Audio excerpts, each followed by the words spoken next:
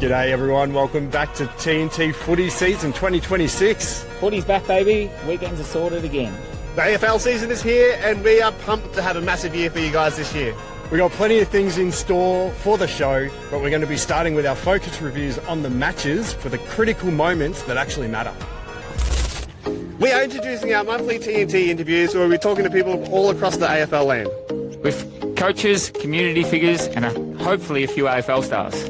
Also content creators and other people who are heavily involved in footy. And something we're brand new this season we're really excited about, TNT Street Talk. We'll be heading out to games, local footy grounds and events. To talk to the people that really matter, the AFL fans. We want to hear your opinions, your predictions, anything footy related live on the show. And don't worry, if you don't come to us, we'll come to you. And this season we're also reintroducing Who Am I? So each week I'll give you clues where you will then comment your guesses in the live chat. Across the course of the season, your winning points will be tallied up. Whoever has the most points at the end of the season will get a TNT prize. Welcome to Moisey's Minute, where we're getting even more controversial this year. Lucky we're here at the home of Collingwood because they're the first cab off the rank. I've got Collingwood sliding out of the top 10 this year. Look out. I'll be running our viewers' questions this year. Sorry, Taz. Hot takes, predictions, trade talk, and anything sent in by you. So I'm looking forward to all your questions this year. More footy. More interactions. And now, more fans than ever before.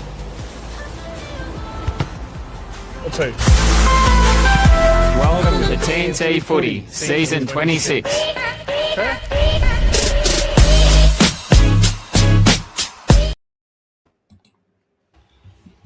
G'day boys, g'day everyone. How are we all?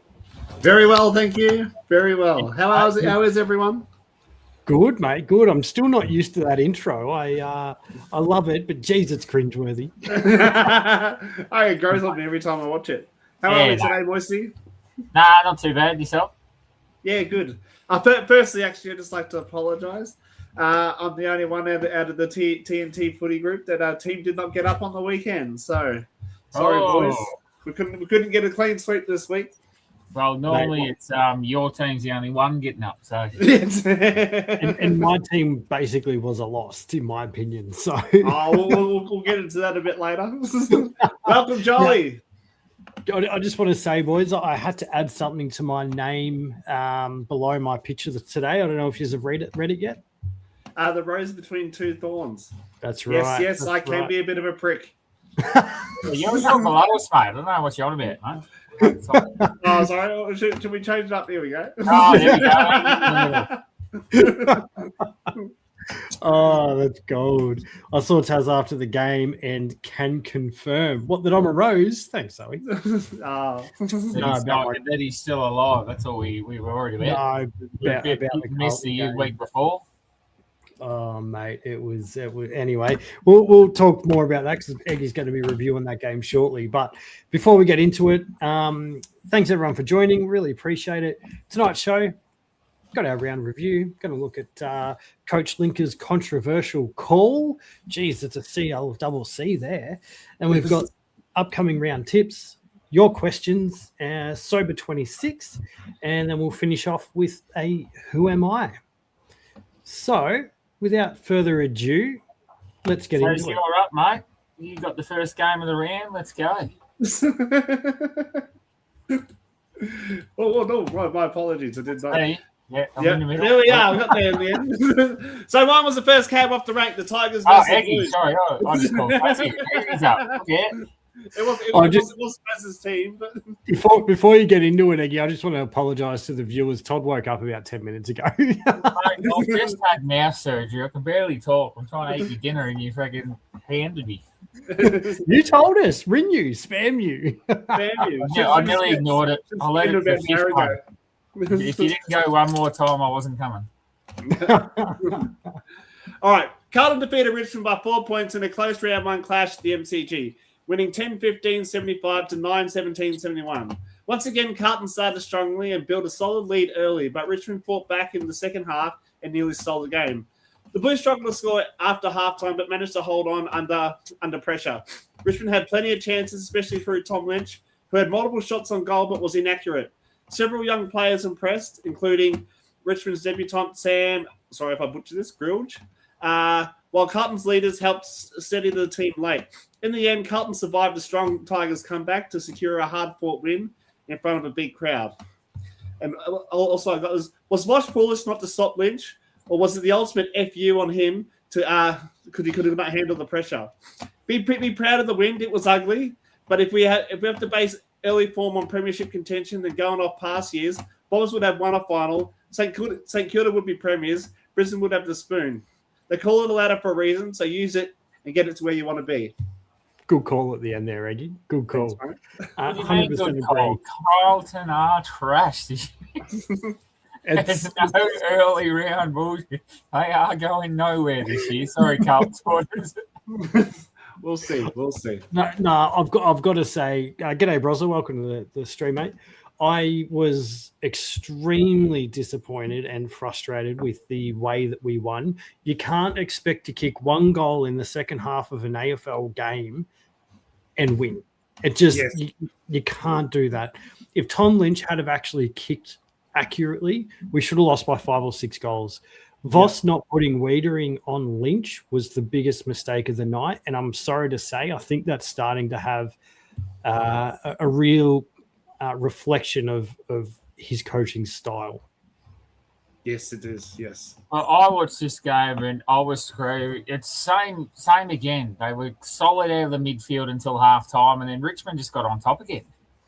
Yeah, they did. How can you play half a game of football? What's the training coach, the friggin', what did they call it? The strengthening and conditioning coach down there. I don't know who you've got, but I'd suck him and get someone else. So I've been thinking about this because there's been a lot of comments saying the players aren't fit enough. However, the players are super fit. The issue is the game plan. When your game plan is just go, go, go, attack, attack, attack, sprint all the time, that's not sustainable for 4 quarters of footy. I don't care how much of a professional, how fit you are. You've got to be able to have gears in your game. You've got to be able to control the game style. Carlton don't do that because they're not being coached to do that. As soon as they get the ball, they take off. You can't do it. Well, I was actually impressed with Richmond. I think they should have won this game. I in the end, were cheering for them because of how Carlton were playing. Like, Carlton turned me off. Carlton. They went on protecting the lead instead of trying to fight for it. That's what it But felt like anyway. Even then, they just looked out on their feet. Like, they just stopped running because they can't. Yeah. Just to catch up on chat before we do the conclusion, what was it? Jolly's got poor Errol. Yes, it is. Zoe said this year, Brian Wells, Carlton was so trash, and Brian Wells is go north. Yep. So, yeah, Carlton have the bye, but we'll probably lose the second half to that too. Round 3 sees them take on Melbourne. I believe it can be another win, even though they got up over the Saints in the weekend, but they will need to play 4 quarters and take risks. Don't just protect the lead. Richmond, big ass beat what we tipped to be our minor premiers, Gold Coast. Look electric against Geelong and West Coast. They showed up they sort of let West Coast back in it near the end there. I didn't get to see much of the game because I was jumping out of a plane, but can run so good with the best you can see. Use this as a measure where you were at. So Richmond, go as hard as you can and use it as a measure to see where you're at against the rest of the club. Who knows? Gold Coast first game away, they have been known to drop a few outside of Carrara Fortress. This is true. This is true. I don't see Carlton beating Melbourne or North over the next maybe West Coast. That's all I've got for the rest of the year. If that game plan's how you're going to play, even West Coast started running over the top of Suns late. So look out when it comes to them. If they're running over one of the fittest teams in the comp, what are they going to do when Carlton starts backing off at halftime against them? Yeah, 100%. Brozza's got in chat. Taz, go watch the Titch and Guinea show, their breakdown of the Carlton game plan. It's really insightful. I have to try and get onto that this week, Bros. But was it similar to what I was saying, or am I miles off? Actually, I should go watch it. I think it's called the Ball Magnets. Yeah. And then we've got Brian Wells. Haha, yes, Eggy, go the buy. I'm going to tip the buy. Then we had Essendon Hawthorn. which was Yes. pretty one-sided for most of Friday night. It was, yeah. It was, I think Essendon showed a bit of a stiff in the first quarter, and then halfway through the second, Hawthorn just sort of ran over the top of them. It was sort of the merit or nothing show, wasn't it, with Essendon? Yeah. Yeah. What did he end up with? 30 something, I think. Which is good for him to come out firing again and showing that he is a professional and he's not going to hold, the fact that he didn't get traded against the club. He's still going to come out and try and perform. Got to go and perform. But I think this just proves what he was saying. Like, he's a Rolls Royce sitting down in a bunch of freaking Honda Civics, and it's going to be him grabbing the ball or no one at Essendon.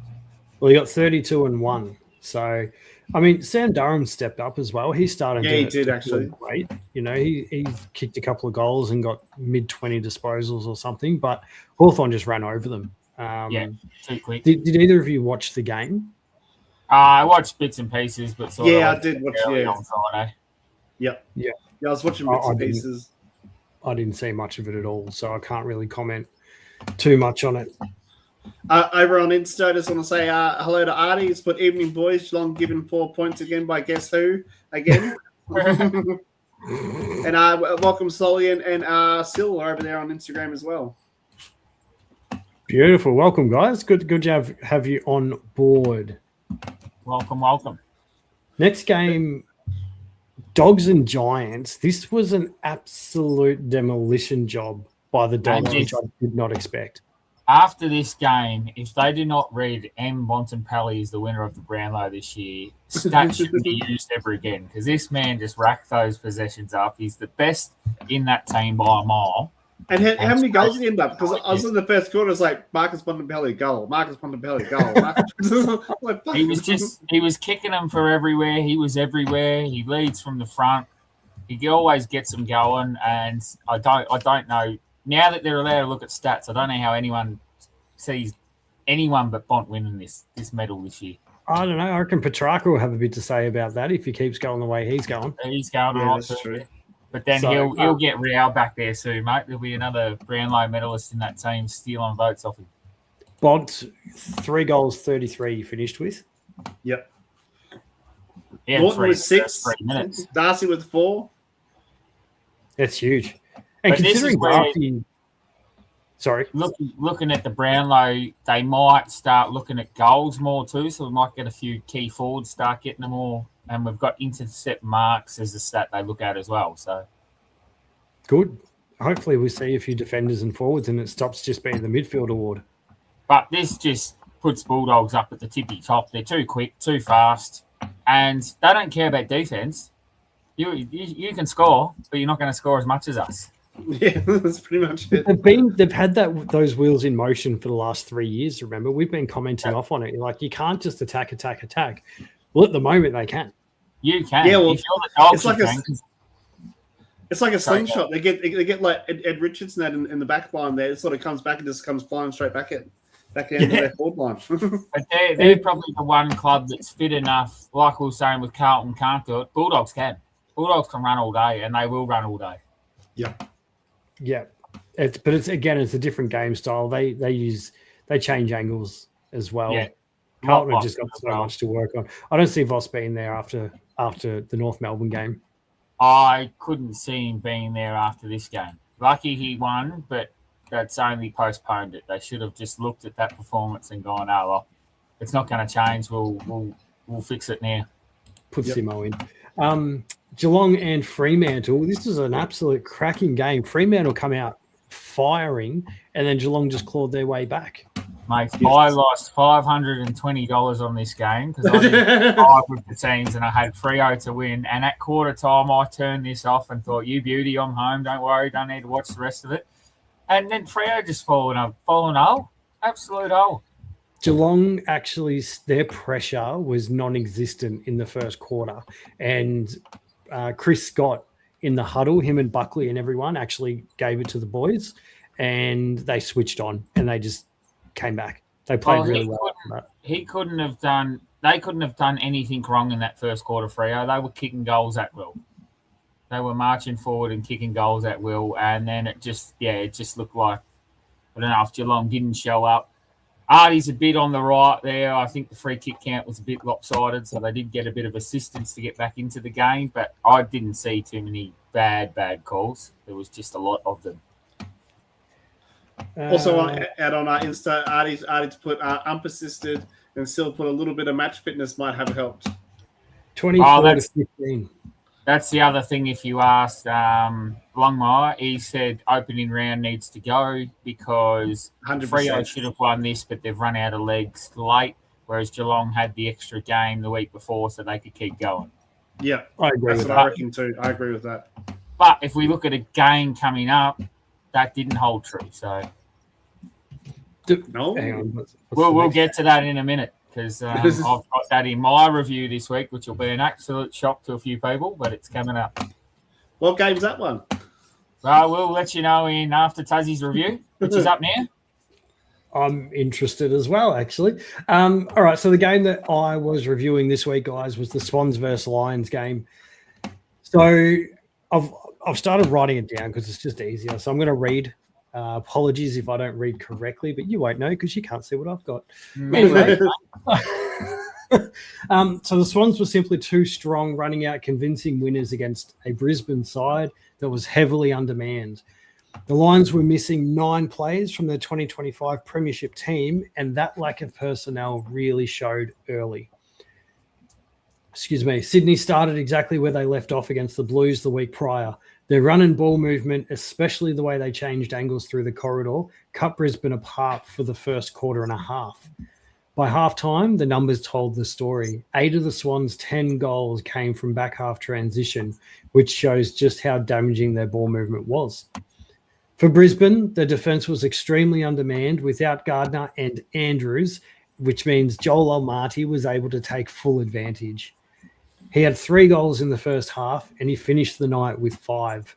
The biggest standout for him, though, was his marking, and it's like his hands were just made of glue. So they might have to do a test for Grippo there. Another positive for Sydney was Riley Bice, who was absolutely explosive off the half-back line and helped drive a lot of transition. The second half, Brisbane did respond. They came out a much better side in the third quarter, kicking the first 2 goals and started dominating the clearances.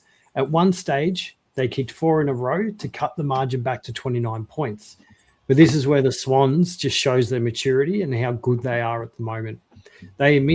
Swans were able to steady and respond. They kicked 2 late goals to push the lead back out to 41, with Amadi adding his 4th out of his 5.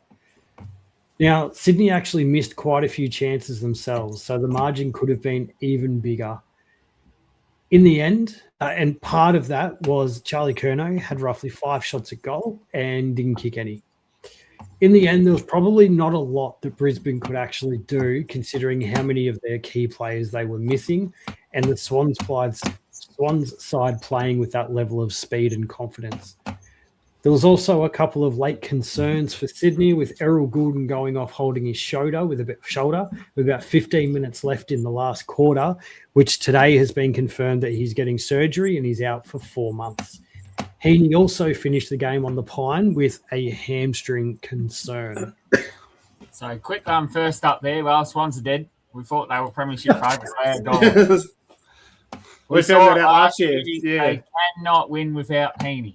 No, without Goulden, sorry. They cannot win a game without Goulden or win comfortably without Goulden. Their ball movement moves, their speed moves, it all drops off. Well, so, Warner gets more attention. Yeah, Warner gets more attention. And the next, well, Warner hasn't really been there this season anyway. It's been Goulden and the Heaney show. Oh, Warner did. I think he's still pretty average on the weekend.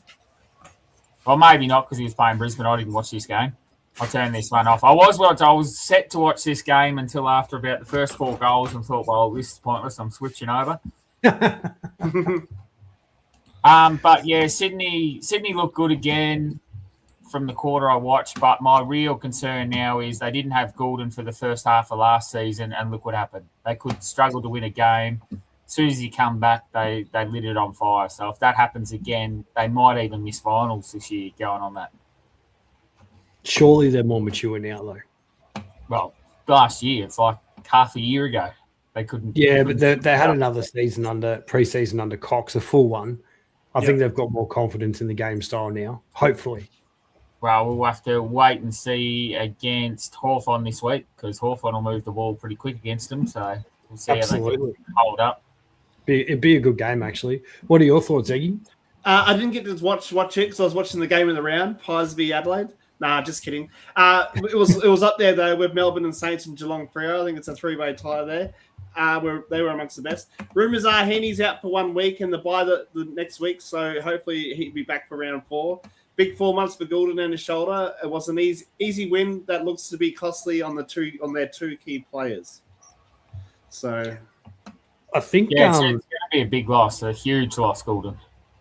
Having with Sydney picking up Curnow, yes, he didn't kick any goals, but it really allowed Amati and McDonald to really look dangerous.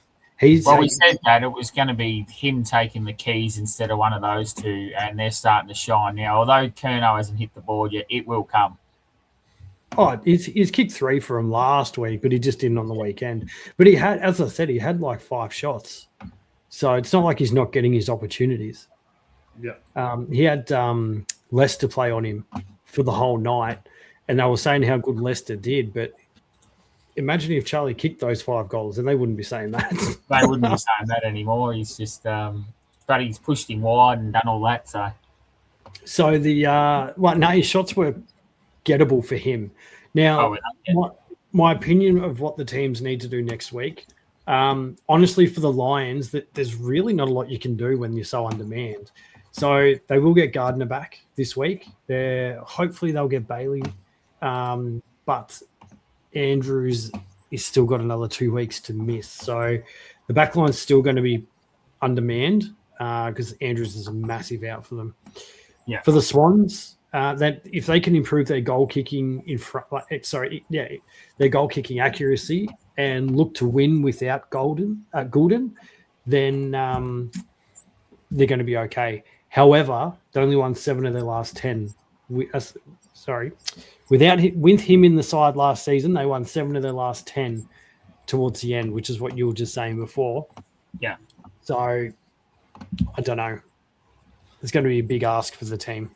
And hopefully he'll be back by then as well. So we'll have to wait and see. Yeah, McCluggage might be back for the Lions this week too. Yeah. Jeez, Lions to buy this week, so this should be good for them. So they'll be back into round 3. Beautiful. Then I'm up. So I had a family event during the Bulldogs GWS, so I actually wasn't able to watch this game. So just let me fix up this backdrop. Can't have that one up anymore because we're actually reviewing the Collingwood-Adelaide game. Oh! I played the 5th when we're on the Collingwood-Adelaide. I switched over to this one at quarter time of the other one and watched it from the opening, well, as it started, because the other game was a blowout. So I was there, I've watched this full game, and I can review this one. So it was a real struggle early. There's which Collingwood playing their shutdown, didn't allow Adelaide through the middle. Their long bomb, Adelaide were playing right into their hands. I don't know if that style of footy is going to help Collingwood, but as soon as Adelaide looked to transition through the middle and put pace on the board, they put Collingwood away in 1 quarter of football. The third quarter was where they just demolished them, pace through the middle.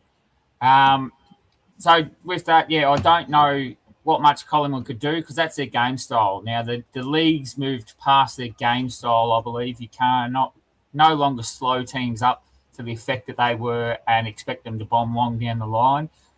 The AFL wants pace on the ball. They've allowed transition football to come heavily into effect now. There's a lot of players running from behind the mark because you get that extra 5. So I don't know. And Adelaide, I don't know why they didn't play that 3-quarter footy, the third quarter, the whole game. Everyone was screaming for it. Look middle, look inside, look that. And as soon as they did and put a bit of pace on the ball, Collingwood just couldn't handle it. Couldn't handle the pace, couldn't handle the movement. The other thing with Collingwood, their forward line. I don't know who's kicking a winning score down there. So if Collingwood don't hold you under 70 points, they can't win. Yep. They're missing Myercheck, and McStay's definitely not living up to what he was brought across to do. And you can't really rely on Elliott to kick 60 again this year. No, well, especially not when you're bringing them on to the last 5 minutes of the first quarter as well. Yeah, exactly. Oh, right. really? Playing the whole game. Yeah, so in the first quarter that they managed to kick one behind, and then in the second they got four goals, 7. So the inaccuracy hurt as well. So that they seem to be scoring down the one end, because in the third quarter they only got 2 goals too, but that's when Adelaide put on the clinic. Well, I've got a few notes here that I was getting ready for the Dakelicious one. Outmarked, outscored, and out-hustled in the middle, losing seven centre clearances. Collingwood's ability to score dramas continue. We can lock it in with 59 inside 50s versus 55, but could only convert that into points 42% of the time. Darcy Cameron was outdone on hitouts against debutant McAndrews, getting 26 to Darcy's 16. Missing tall defenders, meaning the zone defense can be picked apart easier than Ed Sheeran on the guitar. And if you move it fast, you can get more holes in a tennis racket for Collingwood's defence. And that was another point I had there. Adelaide absolutely dominated in the middle, which we didn't think was going to happen because they had the inexperienced ruck. They had the kid against Cameron, and the kid in the centre absolutely demolished. He was winning most of those tap downs, and I can't remember who they were going to, but he was going bang straight into their forward 50 because they had. Yeah, McAndrew was tapping straight down, but then all over him. Yeah. I don't know who was in the midfield getting the ball over. Then that hit like Riley Philthorpe leading out, or that hit someone else leading out. Yeah. Their ability, I think. Sorry, go. And there was Nick Dacos was sort of around the field. I think he was out on the wing at one stage, and he's up forward. So they're trying to keep him out of the middle because he was getting tagged and getting pushed out of the contest. So they're sort of the elite tap from Adelaide, the tap work from Adelaide just dominated them all night. And another point on Collingwood, we saw in the fourth quarter when Dacos went in the middle, they went quick. They do have an option to go quick. They don't like playing quick, so I don't know. They need to either adapt to this style or – because I don't think their style of football pairs well in this new age of football. Yeah. Sorry. Go, Taz. Sorry, Egg. I only flicked over for sort of the last quarter of this because I was watching the other game. But one thing I noticed about Collingwood is they have got elite ball users. There was so many kicks where a player was running. They got behind the Adelaide Crows player, and this is on the wing. And I think it was Houston kicked it over the Adelaide player, 50 metres, hits the Collingwood player on the run. Nick Dacos turns in traffic, lace out to a player on the run. So they've got the elite ball users to get the ball going quick. They need to do it. But that's that last quarter where they actually moved the ball well and pushed and went quick and played on because they were behind and had to. Yeah. But I think it's those sort of few key players, like you'll see like a Josh Dacos, who is it, Dan Houston, into like a Scott Pendlebury, Nick Dacos. If you can sort of keep them out of it in the middle there, then that way you can cut it off and bring it back again. Because they're always going to go to those players, and you get like a Patrick Lipinski or Bo McCreary where they sort of they don't go to them as much. So that they're always looking for those main key players. Just a question. This was the game that I was speaking about earlier where the opening round didn't really help because Adelaide were running on top of the ground late and Collingwood weren't. Yeah. The other question I've got, Jordan De Goey, is he spending any time through the middle? Not as much, but I reckon he's a lot more impactful forward. I reckon if he could mark, like out-mark Talls, it'd almost be a good full forward, but he could out-muscle them, but I don't know if he could out-jump them. So this is their problem too. They're sort of the St Kilda problem too. Where do you put Nath? They're struggling to score, so they want him forward, but you probably need him in the middle to get the ball forward. Yeah. See, I always rated him as a midfielder because he kind of has the Dusty traits. And yes, Dusty could go forward as well, but he's that bull who can actually just get the ball out, and he's got that X factor about him. So when he's up and running, he's usually gonna kick a goal a game from the middle anyway. Yeah. So my team's on what they need to do next week. Adelaide just need to do three-quarter football, like what they did in the third quarter, just run, look inside. Collingwood made it hard for them to look inside, but when they did, that's when they look electric. And Collingwood, I don't know, if they're going to stay with this style of footy, they've got to be 100% perfect for the whole game. They can't have a lapse like they did in that third quarter and let teams get through the middle. It needs to be perfect, and I don't know if you want to play 100% perfect footy each week, every minute of the football. Yeah. But we have seen that they play quick, so just do what they did in that fourth quarter, maybe early, just play on at all risk, and you've got the ball users to do it. Yep. Also, Artie's put a question on Instagram. I'm not sure about that one. Yeah. He's put, how about the Jews taking the AFL to court? So I'm not sure about that one. No, let's ignore that one. Won't touch that one. I will read what Brian Wells, Zoe said he can still get injured or suspended. I believe that was in regards to Bonds and Pally. Yeah, I think that was the Brownlow. Toddy, we finished the game without him and Heaney, don't forget, talking about Goulden. Yep. You limped over an injured Brisbane. and got injured yourself. And slowed down late too. Brosser is actually a Collingwood fan. He's put the best game I've seen Barry play for the Crows. Impact was huge.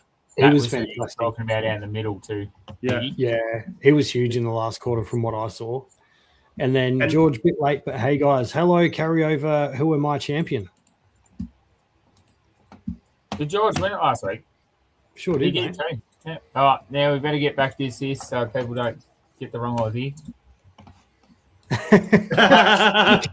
You can't rip into Collingwood and then pull that back up. Mate. I didn't rip into him. It was pretty easy today. I thought I could have got into a lot harder, but we step into Sunday, and I'd just like to say, Kanga, Kanga, Kanga. The boys are here. The boys are here. Everyone darted them. I don't rate Port Adelaide this year, but the boys look good through the middle. They looked to transition and did exactly what we just talked about Adelaide doing all game. Did Clarko have tears in his eyes? He was crying. Yes, he was crying. Yep. That's good. It shows he's invested. No, well, it's good. And this was the hardest of the first four, so they should be on a bit of a roll coming into Brisbane. Hey, at least Port can say they lost to a top four side. That's it, mate. We're in the four. No, it was good. It's good to see the boys get up and have a win. Deserves it. They ran over the top of Port. It was like 5 minutes to go 10 minutes to go in the second quarter. They piled on 5 goals, and that was the game. Yeah, absolutely. No, it was good. It was really good. And hopefully they can keep it going far out. My English tonight is atrocious. Just need LDU to learn to kick the football, because if he could kick the football straight and hit targets, he would be the best player in the comp by miles. This man is and Zerha, 2 goals, 3 too. But yeah, he won a lot of the ball out in the front there. The forward line actually functioned really well. Really well. We had the Blameers, the SSP come in, had 24 touches on his debut game. Yeah, good on him from the Frankston Dolphins. Used to be the social media for Collingwood. Yeah, he did. Yep. From the social post and social media to playing North Melbourne. Only been there 2 weeks and played his debut game. Fantastic. I love those stories. Yeah, I really do. And looked at home there too. I think it was funny too, because he played for Frankston Dolphins last year and beat the Collingwood VFL side while he was working there. So I thought that was quite funny too. But yeah, moving on to the next game, we had it's probably the game of the round. I think it went goal for goal. This one, Melbourne v St Kilda, but unfortunately Zoe didn't get the outcome she wanted. Absolutely great game of football. Saints had their opportunities, but it was a cracking game of footy. Cosy Pickett was electric, to use Moisty's term. I just want to say, though, look out for Van Rooyen this year. He looks like a beast, and he is so quick. He's so much quicker than I expected him to be. Yeah, I've just given Taz this absolute one-liner, because I was talking to him on the weekend and said, look out, Smokey for the Coleman, and giving him Van Rooyen, and he's just stolen me line out from underneath. Mate, I said to you about how good he was playing, and you said, yes, is the Smokey for the Coleman. So I brought him up, cheap bastard. Yeah, and this one, I don't know, is Ross Lyon the coach? Because you've got Zaya Wangali Miller, 7 minutes to go on the game. Put this in your head. 7 minutes to go. He's been on the ground for 2 to 3 minutes. He kicks a goal and they drag him. He's running off the field with his hands up going, what am I coming off for? And what was he coming off for? The 4 minutes he was off the ground, they lost that game. And then leading forward, you can't have your best player when the game's on the line. Gordon stayed out there for the entire last quarter. It was on the phone to Ross the boss for about 6 minutes too. Yeah, and that was when the game was on the line. Yeah. He was pissed. His walk when the siren went, he was so frustrated. You could tell by his body language. Also, I don't know if you saw before, Moisty, but Bros has put best review he's ever heard you give, honest and humble. Mate, it's a great review. I told you. I was very not one-sided in that review because I played the fifth most of the season. Zoe's got, but the outcome she anticipated. Best rookie so far debut was Milan Murdoch from Brother. Oh, Brother, can you keep your mouth quiet, mate? I've just tried to sneak him into the super coach and Brother's just giving him the look. Zoe, I don't want to hear Rock the Casper again. And Voss and Ross got to go. And then he was mad at Taru leaving his man before the siren too. He's Nath wants to win. He signed on so he could win a premiership. You can tell. He wants the club to get up there. The other thing, this is going to catch on too, because I called him this last week, but the $1 million ponies, they cannot win a game. They cannot seem to find it, but they will gel eventually. Yes, that's what I've been saying. Give them half a year at least, and then they're going to come out. They're going to play much better the second half. If not, next year is when we're really going to see where the money is. Who was the rising star voted around? Do you know or not yet? Oh, I don't know, actually, to be honest. It'll be Murdoch. I'll see if I can find it. You would think Murdoch it would be. had 28 and 2 goals, I think. And looked right at home through that West Coast midfield. It's not on the AFL website, but I'll see if I can find it shortly. I just want to touch on Latrell Pickett as well. Those two Picketts together are going to really cause some issues for a lot of teams. Yeah, they'll saying that for the preseason when they're together. Yeah. And we've seen the goal of the year, mate, from Latrell Pickett. I think that'll win. He's already locked it down. Do you reckon? Where he was on the run and bounces, ball in 2 bays, and then put it through. Yeah. Yeah, it wouldn't. I'll have to go back and watch it. I missed that entire game because I was waiting to jump out of a plane. Waiting to jump out of an airplane. I was driving past the MCG right like halfway through the fourth quarter, so I missed it. You should have just tugged on the parachute to land in the G. That's what you should have done. I should have done instead of coming down to St Kilda. And then we got the Battle of the Coasts, and the Gold Coast came out on top. Absolutely obliterated West Coast in the first half. But then West Coast, I feel like, saved a bit of face in the second half. Yeah, fought back really well. Yeah.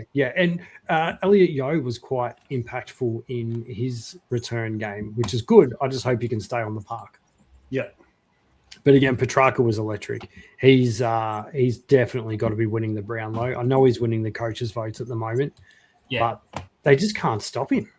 Well, and he loves his football again. You've seen that in the first 3 minutes. He's up and about. You didn't see that at Melbourne, but he's fist pumping, jumping all over everyone, and he just loves football again, which is good.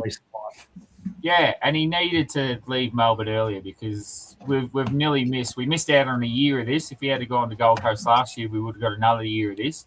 And he's having, Brownlow season too. So a couple of old dogs are starting to fire in the Brownlow. Do you think that Hawthorn are kicking themselves that they were chasing Merritt and not Petrarca? No, I think Petrarca needed out of Melbourne. Yeah, I don't think he would have went to another Victoria club. Yeah, not just out of Melbourne, the football club, out of Melbourne, the city. Yeah, he looks a bit more free up there, out of the social media, out of the Melbourne hound. And he looks, and you can see he looks healthy. He looks like he wants to be there. He's up and about. He's smiling. Yeah, it's so good to see. And then just one more before we move on here.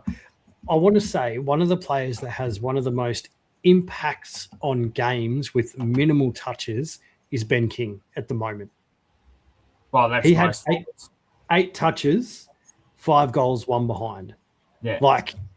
Every week he's kicking multiple goals for minimal touches. That's the least you could. That's all you want from your key forward. Yeah, you just want him touch goal.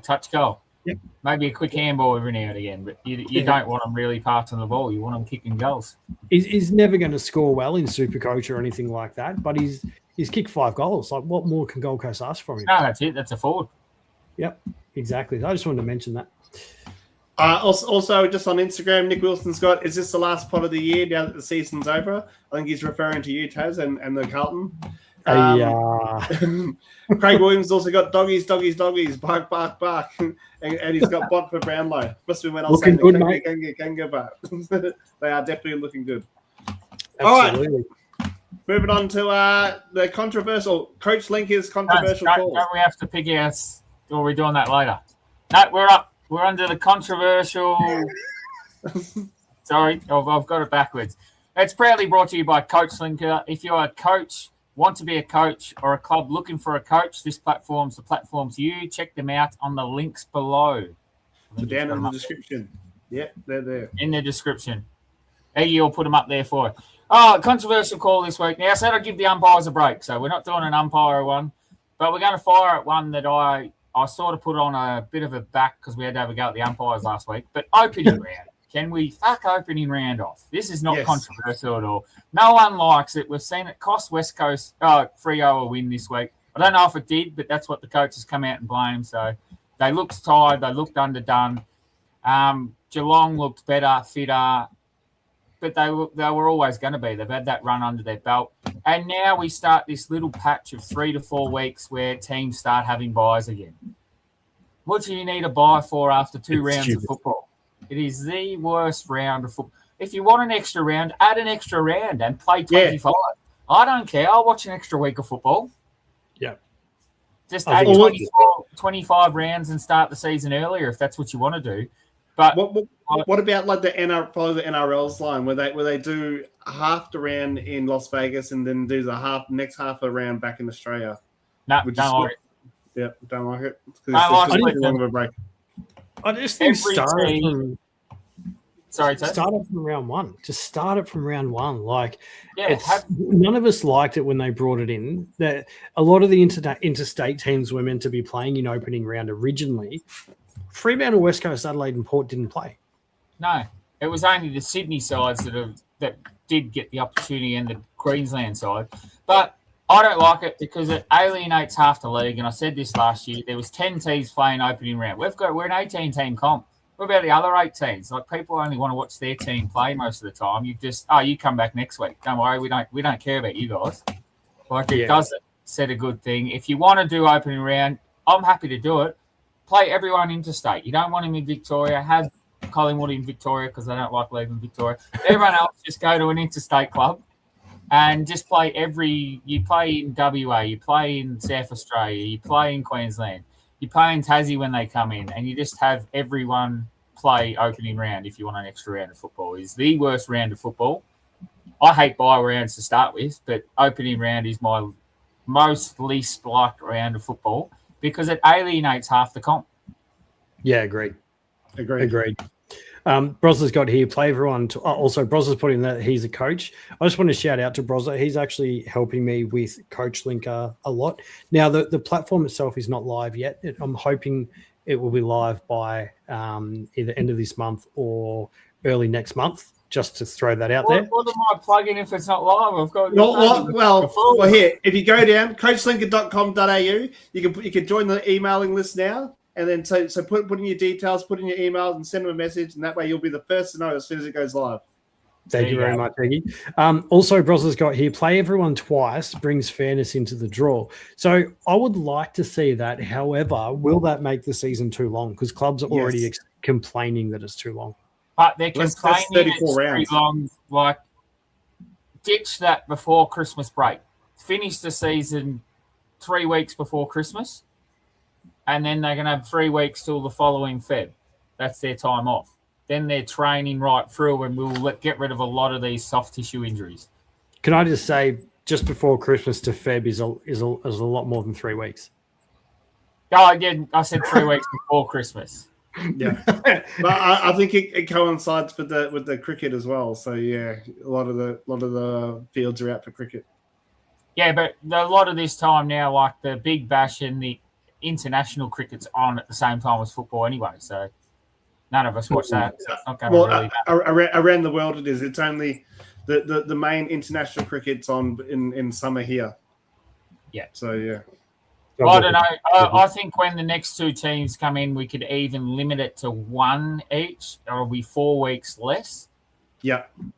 But then it makes the comp a bit fairer. But I agree. I reckon we should always do 2. But yeah, it's that's 38 weeks then, so it's probably a bit longer football.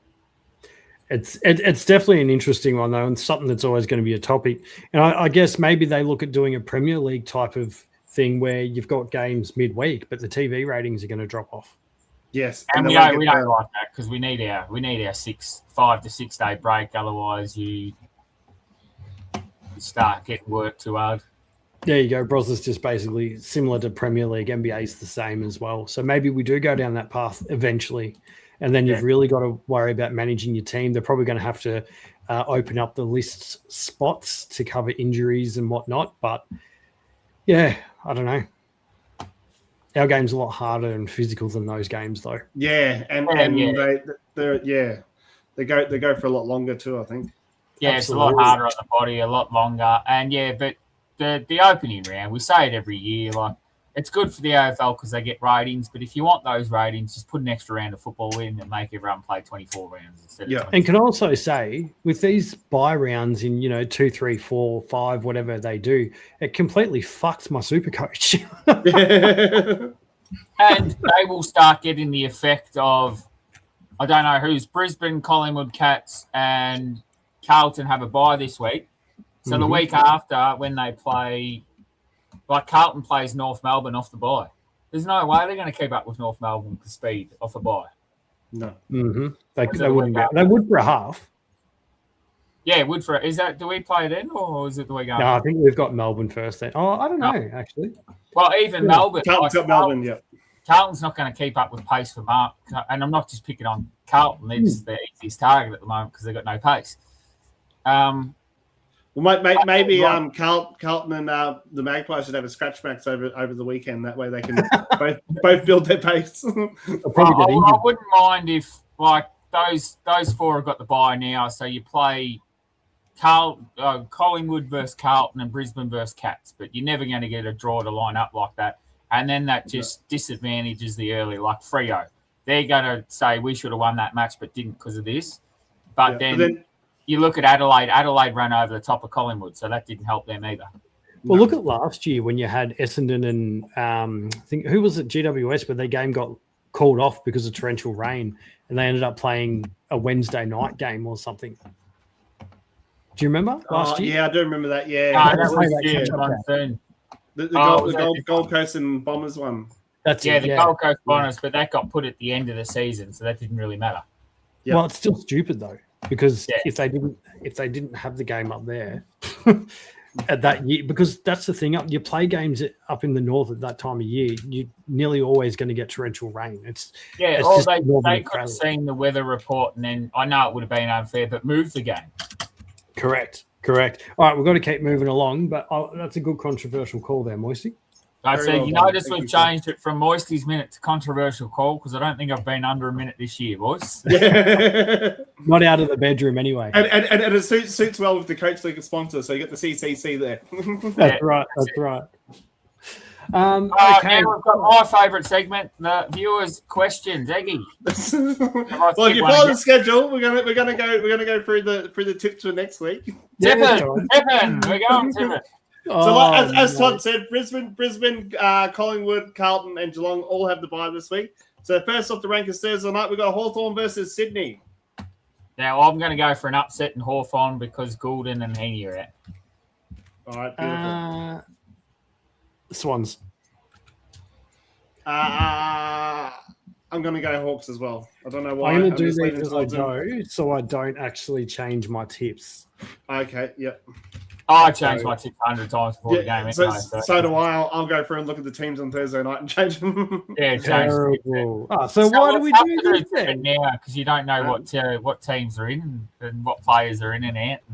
Yeah. Dogs and Crows? I'm going to have to go Adelaide. I'm going to go Dogs. I'm backing them.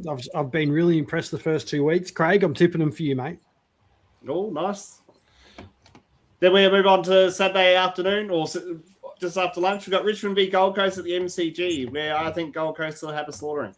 Gold Coast again. Bring back that Rao. We're missing Rao. Tigers by 63. No, I'm going to go Suns.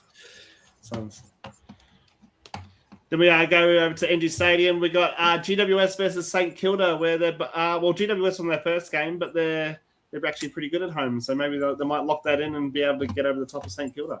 Yeah, I've got GWS running over the top, but with no confidence. It depends what St Kilda will show. If they leave Naz on the field for more than 3 minutes, we might get a result out of them. But I'm gonna go St Kilda to bounce back after 2 losses. Yeah, same. Yeah. I'm backing you, Zoe. Let's go. Then we've got Fremantle, Melbourne. I have to go Freo in WA. I liked what I saw from Melbourne, to be honest. Yeah, Freo let me down. Melbourne's on for me. Yeah, Okay. I'm going to go Demons and see how we go. Although Fremantle should bounce back. No, I'm And going Van to go. Rooyen to win the Coleman for me now. I've changed my mind. Then we got Port Adelaide versus Essendon on the Sunday afternoon, which I'm going to go Port Adelaide to bounce back. I think they looked a little bit better than Essendon. Yeah, I think so. This guy's shocker. Oh, I've got Essendon here. I watched you? Port Adelaide play on the weekend, and they are a atrocious team. Atrocious. I cannot see a big enough rise to even see them beating Essendon. Well, I just think they chose the wrong ruckman to play. So I don't know who else they got, but that Byzantini wasn't very, very good. I got absolutely dominated by Cherry. Yeah. Then we move into the Kangas versus the West Coast, where I got the Kangas going to get 2 back-to-back for the first time in there. God knows how long. Back to back. I've gone the Roos. Mate, Ruse to stay in the top 4 comfortably. Okay. Comfortably. We saw what Witts did to that ruckman. What's Kerry going to do to that ruckman? Yeah, no, that's true. If you guys change your tips, just post them on our socials. Okay, Yeah. I will do. Before we move on, I'll just ask, let Todd choose is the game he'll be watching this week first. Oh, I'm on first. Which one was I going to watch? Freo Melbourne. I think that'll be a cracker. Oh, that's a good one. Saturday night. Well, I'm going to go Adelaide and the Dogs on Friday night. You're probably going to miss that game, Todd. Right. Oh, no, we've got to do G's. We've heard. Yep. Oh, we're going to have to change. You should have said it earlier, Taz, now. Yeah, you should have left it there. It would have been 2 weeks in a row. We've got Egi's birthday on Saturday night. I can't be judging that game. But I can't watch the West Coast or the Port Essendon because it's on the same time. No, it's not. I know. Is it? Taz has got that one anyway. Taz is. I got Port Essendon. Unless I Let's do go Thursday. You go, What, what do you Oh, go we got Thursday? Hawthorn Sydney. Hawthorn Sydney. Yeah, we'll good. do that. We'll go Hawthorn Sydney. I haven't done Sydney this year. I haven't done Hawthorn this year. We'll do Hawthorn Sydney. Beautiful. beautiful. I'm going to go Port and Bombers. So shoot me now. Also, That'd be a before good game, I think. before we move on, just catch up on chat as we're way up here. George or Tiger Time. Imagine thinking about the Sydney versus Exposition at the SCG is better than Carlton versus Richmond starting the season. 100%. George, no team would want to buy in round 1 or 2 or 3 is crap. So he's got Brossie. Brosnahan, NBA, I saw that one. 2-way contracts. Tiger Time, Brizzy v Geelong and Suns v Essendon are 2 I can think of. Tiger Time, but yes, Suns versus Essendon was around 24. Zoe's like all last year. Zoe Nichols put Taz. Tiger Time tips, Hawks 50-50, Crows, Dogs, suck at Adelaide Oval, Suns, Giants, Freo, Port, and Roos. And Zoe says GWS smoked St Kilda. Ooh. Big goal. Tiger Time Naz has to spend more time in the midfield. Tiger Just Time more holding time on the ground. I don't care if it's in the midfield. Just keep him on the ground. Yeah. Holding out for Richmond bias, Crows v Dogs would be a good match to watch. After that, Hawks v Suns.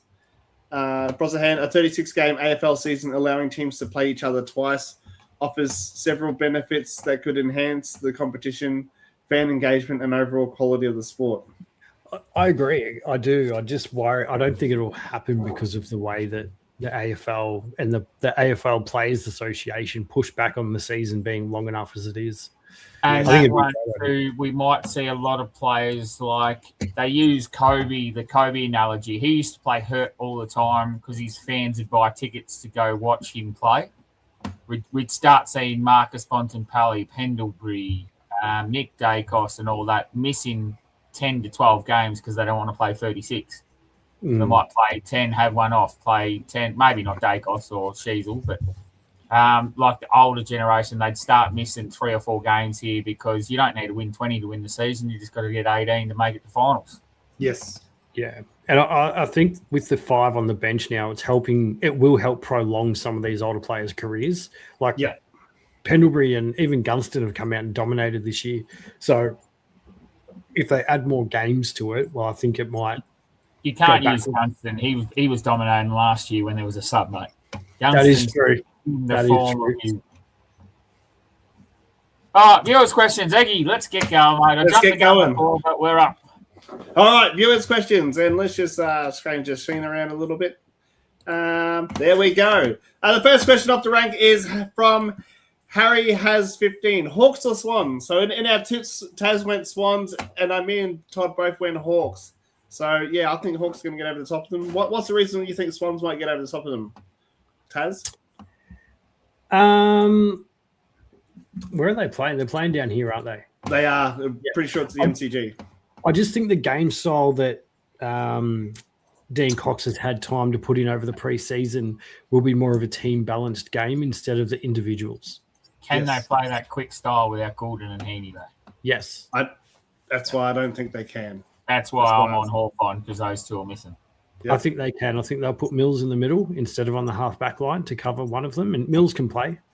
He can absolutely play. So, it'd be interesting, though. It will be. The next question comes in from Taz Speech, and he's joining us on the show right now. And I'd like to get Zoe's input on this one too, is how much are Saints missing their key forward, Max King? Would he have been the difference over the weekend? So while you're here, Taz, why don't you give us a bit of insight of what you're thinking here? No. I was sitting at work. I was sitting at work. I was like, I'm just going to send a message in, send a question in. Let's see.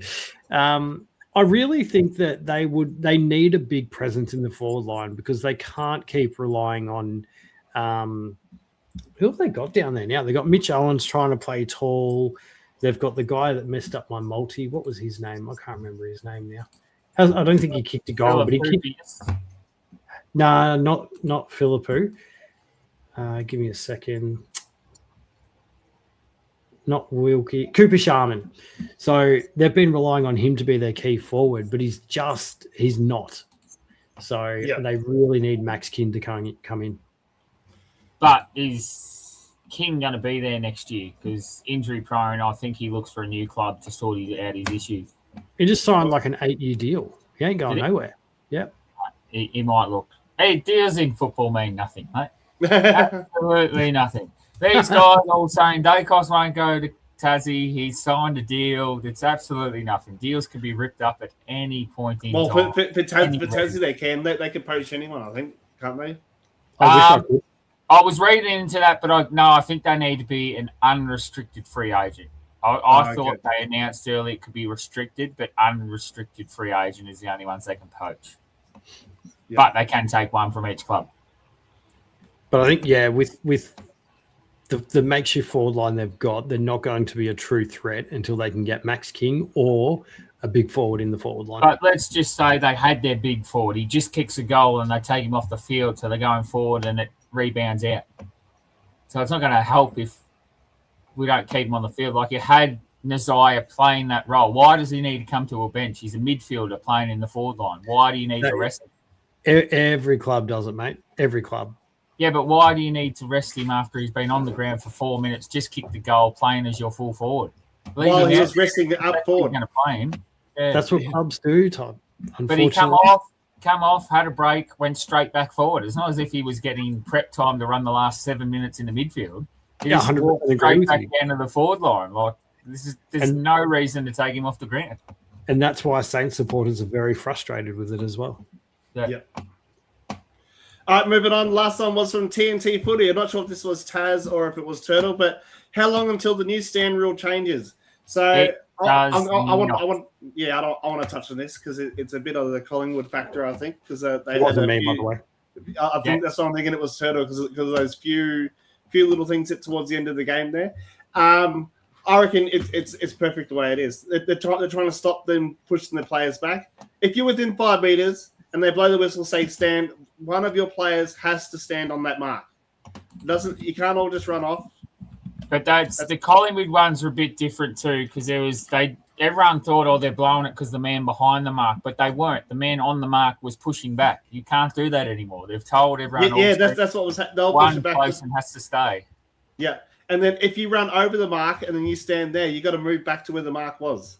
Yeah, you can't just stop where you want to. You can run to the mark as long as you keep running to where the mark is. Yes. We've seen a lot of teams get away with coming from behind the mark, but you have to get to where the mark is. But it won't change. High scoring footy means good ratings, good football. It won't change. It's here to stay. Yeah, 100% agree with that. It's doing what the AFL wants, where it's actually making the player on the mark basically irrelevant to the game, and that's what they want. They want the other team to have an advantage. That was always why the rule was brought in to begin with. So it's giving, like Todd said, it's giving us a free-flowing game. That with the last kick out of touch rule, AFL won't change it. It's here to stay. Which we haven't really noticed much of a difference, because the ones that get lassoed are going to be paid deliberate anyway. Yeah. Mm-hmm. So it just makes us not hate the umpires more, which is, I said, all would happen. It just takes the pressure off the umpires to make the call, because it's an auto call. It's you kick it over, you're out. That's one rule I do like. Yeah, I do. I like it too. And Right, it's we making are the game a bit faster. All right, we'll keep going. All right, the next one is Sober 26. Check the QR code in the top right. I think that's the right. Oh, no, left-hand side. Sorry, my bad. It is now live. Check the QR code on the top right of the screen, where you can purchase our Sober 26 singlets. There's shirts coming out and hoodies, and $10 from each will be donated to the Black Dog Institute. Tag us in any Insta post with you wearing the singlet at any public event, and we will double the donation with $10 from us as well. If you would like to donate, follow the shirt link to our fundraiser. The link's down below. Also, once you raise $250, I will be shaving my head into a mullet. Make sure you follow us on Facebook, because I was posting pics. Well, I did post the pics last week. Also, there's a link down there if you want to donate straight to the cause. And that's our Sober 26 of the wrap-up. Love it. Thank you, Egi. And I think we are almost at $100, guys. So every dollar does count, and it is for a good cause. So please. Have we sold some more? I've been keeping an eye on that, or have we just had some donations? No, we did. We had a few over the weekend. So we're up to 33 on last Thursday, and I saw one come in yesterday. But yeah. Yep. Shout out to Kerry for her donation, who's a friend of mine on Facebook, because I shared the link on there. Yeah, beautiful. All righty. So, all right, Fuzzy. Last segment, guys. Get those brains working. We've got the Who Am I, which is proudly sponsored by MTS Elec, your only stop for electrical installations and solutions, located in Melbourne. Link below. Nath's got you sorted. Call him on 0400 962 113, or check out his socials in the link below. That'd be your house, Egi. It is, yeah. The wife just come home and the dogs are welcoming her home. So I might just give you a second, I'll close the door. Oh, that's funny. Now, full prize details will come out in the next few weeks. However, it will be in excess of $300. Part of it will be merch. Part of it will be cash. We have confirmed that portion. So definitely worth tuning in for every week. We are keeping a running tally. At the moment, we've got Tiger Time, Michael Craig, Zoe Brosser, and George Speechley all on 1 point. Now, the rules are I go through each clue, give you 10 seconds to answer. You get unlimited answers whilst you're trying to guess.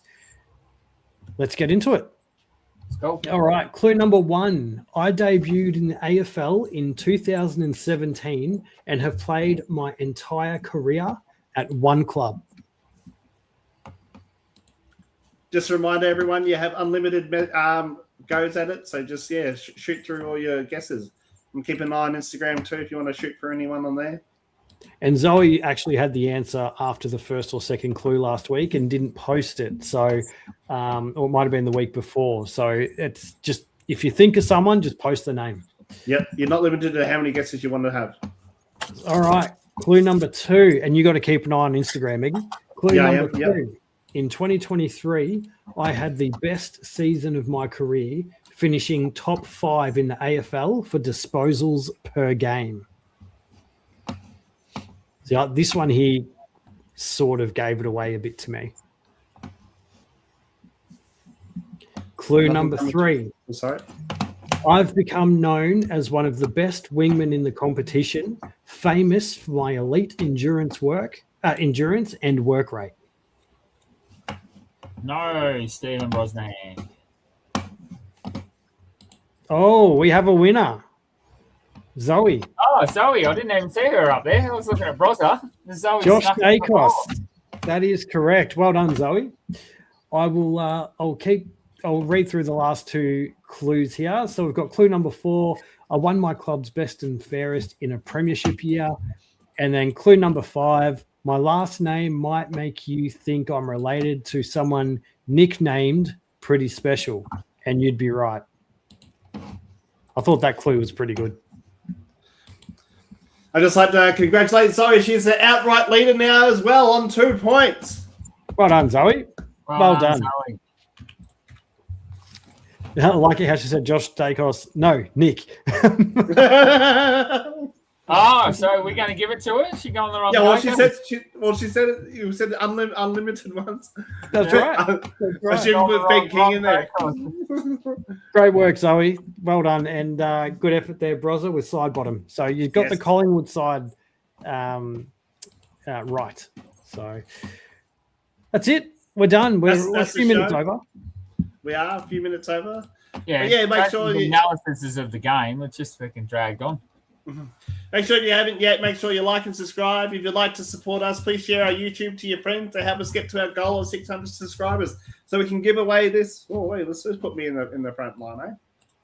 Let's give away this signed Guernsey. Also, check out our Facebook, TikTok, Insta, and the shop. Shop's up there in that link. Scan the QR code, screenshot your phone, or even just swipe down on your phone and open the QR code. But that's the wrap. And what do we say at the end of the show, Taz? Before I do that, I want to do a show this year where it's bring a friend. So bring a viewer. And if you bring someone who comes along and watches with you for the whole show, and they say that, you brought them along and, they can be at home. It doesn't have to be with you, of course. We're going to have a prize for them. What that prize is, I haven't spoken to these two boys yet. I've just come up with this before. About the prize. So it's something we've discussed, but yeah, we're going to have a prize for someone. So stay tuned for that as well. Brody doesn't count. He hasn't made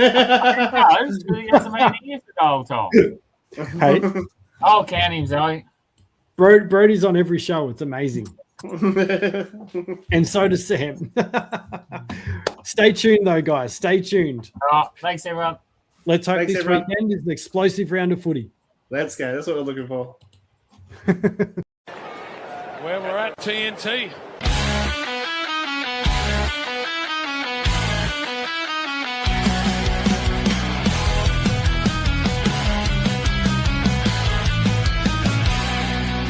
In the land of footy madness where the crowds collide, Taz, Todd, and Egi were ready for the ride. Taz rocks the blues with Crips in his heart. Viewers' questions coming now, that's just the start. Goals and speckies in the heat of the game. AFL glory, yeah, it's all the same. TNT Footy, we're living the dream. With Taz,